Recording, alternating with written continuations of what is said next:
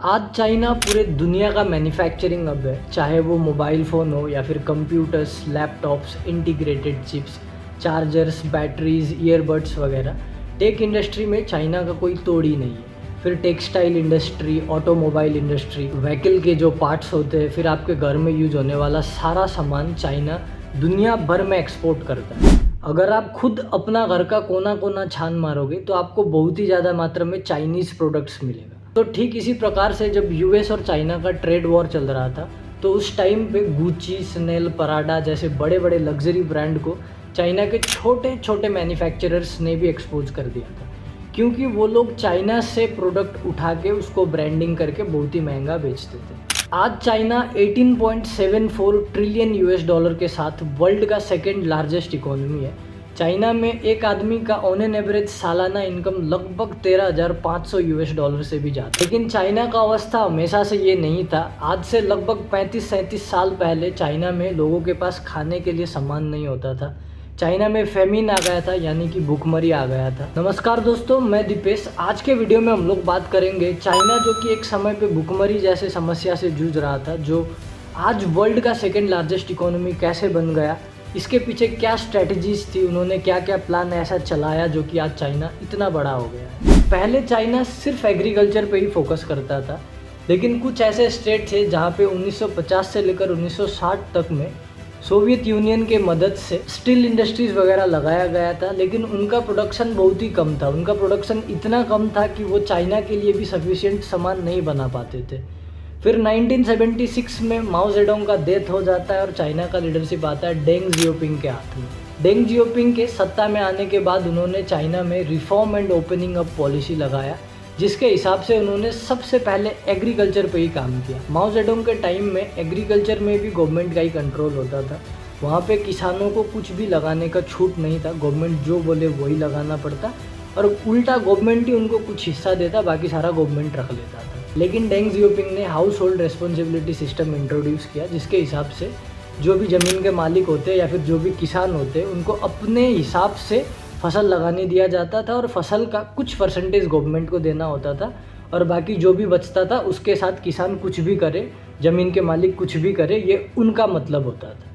जिसके कारण positive result मिला और प्रोडक्शन भी बढ़ा, और किसान के जो आय होता है, किसान का जो पैसा होता है, उसमें भी वृद्धि हुआ और भुखमरी का संकट भी टल गया। स्पेशल इकोनॉमिक जोन्स बनाया गया, जिसका उद्देश्य था छोटे शहरों को डेवलप करना।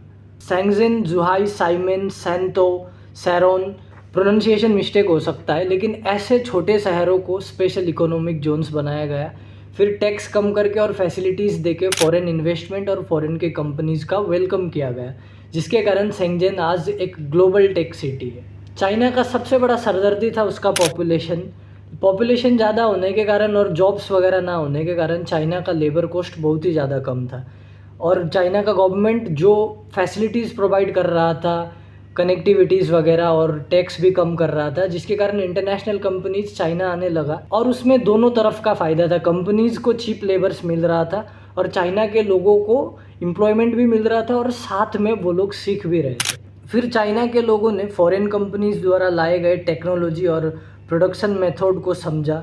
उन्होंने फॉरेन कंपनीज से ही स्किल्स, एफिशिएंसी और क्वालिटी कंट्रोल सीखा, और धीरे धीरे चाइना के लोगों ने सीख लिया कि एक मॉडर्न फैक्ट्रीज को कैसे चलाया जाता है। फिर धीरे धीरे चाइना के लोगों ने लोकल ब्रांड्स बनाना शुरू किया, और वहाँ पे जितने भी लोकल ब्रांड्स के लोग होते थे काम करने वाले, उन लोगों ने फॉरेन के जो महंगे महंगे ब्रांड्स के प्रोडक्ट को कॉपी किया, उसको स्टडी करके सस्ते दाम में प्रोडक्ट बनाना शुरू कर दिया। फिर इन सब चीज़ों के लिए शुरुआत से ही चाइना के गवर्नमेंट ने बहुत ही बड़े लेवल में मदद किया था। उनको लो कॉस्ट इलेक्ट्रिसिटी प्रोवाइड कराया जाता था, फ्री लैंड्स दिया जाता था, लो इंटरेस्ट रेट पे लोन प्रोवाइड कराया जाता था, और रीपेमेंट का कोई फिक्स डेट नहीं होता था। वो अपने हिसाब से उनको रिलैक्स एक टाइम दिया जाता था। ओवर द टाइम चाइना ने कॉपी करना छोड़ दिया, उन्होंने इनोवेट करना शुरू कर दिया। फिर धीरे धीरे उन्होंने खुद का डिज़ाइन बनाना शुरू किया, क्वालिटी इम्प्रूव किया, और ऐसा करके अपना ब्रांड रेडी किया और एक्सपोर्ट के लिए अपना सामान को रेडी किया।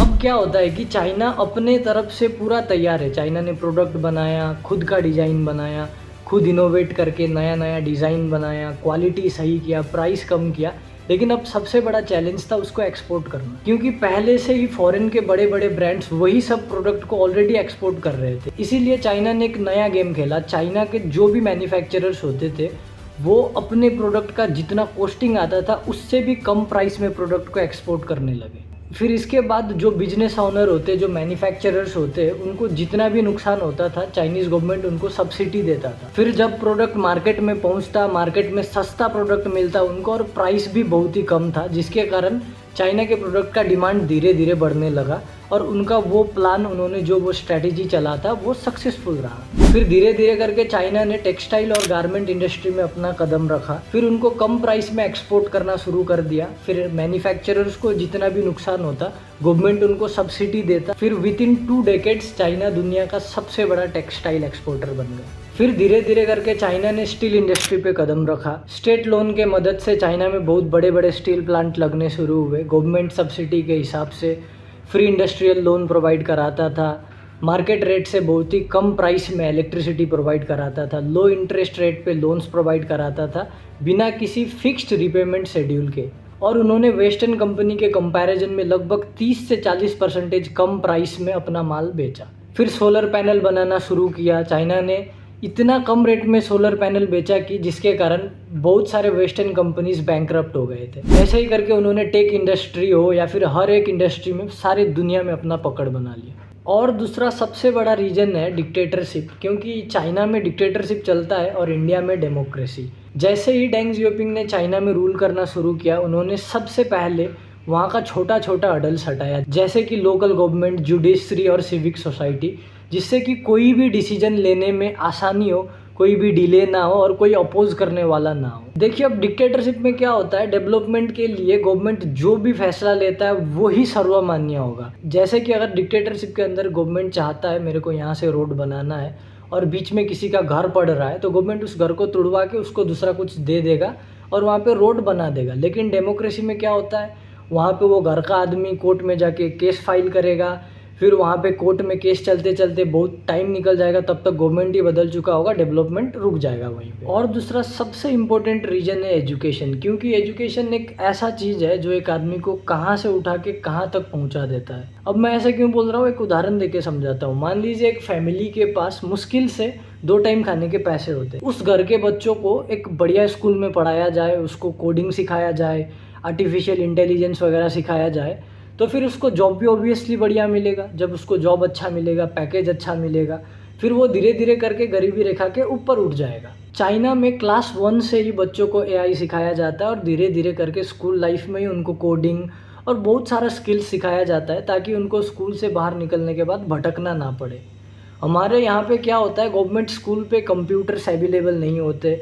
जिस स्कूल में कंप्यूटर्स अवेलेबल है वहाँ पे टीचर्स अवेलेबल नहीं है। अगर हमको भी उसी लेवल पे ग्रो करना है, अगर उसी लेवल पे भी ना पहुँचे फिर भी अगर बढ़िया लेवल पे ग्रो करना है, तो सबसे पहले हमें अपना एजुकेशन पॉलिसी ही सुधारना पड़ेगा। अभी के टाइम पे चाइना के पास वर्ल्ड का largest high speed rail network है। चाइना का टेक्नोलॉजी इतना अच्छा है, चाइना में काम इतना अच्छा ढंग से किया जाता है कि 6-7 दिन के अंदर अंदर 20 मंजिला बिल्डिंग भी बनाया जा सकता है। और एक गजब बात यह है कि चाइना में हर 2 आदमी के लिए एक सीसीटीवी कैमरा अवेलेबल होता है। और चाइना में एक सिस्टम है सोशल क्रेडिट सिस्टम के नाम से। ये किसी भी बैंक का क्रेडिट स्कोर चेक करने वाला सिस्टम नहीं है। ये एक चाइनीज़ गवर्नमेंट का सिस्टम है, जिसके हिसाब से चाइनीज़ गवर्नमेंट लोगों को ब्लैकलिस्ट करता है उनका व्यवहार, उनका सोशल व्यवहार देख के। उसमें मेनली देखा जाता है कि आपका पब्लिक लाइफ कैसा है, आप पब्लिक में कैसे बर्ताव करते हो लोगों के साथ, पब्लिक ट्रांसपोर्ट पे आप कैसा बर्ताव करते हो, अगर आप कोई वायलेशन करते हो, अगर आप कहीं पे भी झगड़ा करते हो, ज़्यादा लाउड होते हो, पब्लिक एरिया पे लाइटर वगैरह जलाते हो, तो आपको ब्लैकलिस्ट कर दिया जाता है। और प्रॉब्लम ये है कि अगर आप एक बार ब्लैकलिस्ट हो जाते हो तो आपको हाई स्पीड ट्रेन का टिकट नहीं दिया जाता है, प्लेन्स में बैन किया जाता है, और अच्छे अच्छे रिजॉर्ट्स वगैरह पे भी आपको बैन कर दिया जाता है। बढ़िया बढ़िया स्कूल में आपका एडमिशन नहीं दिया जाता है। तो यहाँ पे ये सवाल आता है कि क्या हम लोग डेवलप कर पा रहे हैं या फिर क्या हम लोग चाइना के बराबरी कर पाएंगे।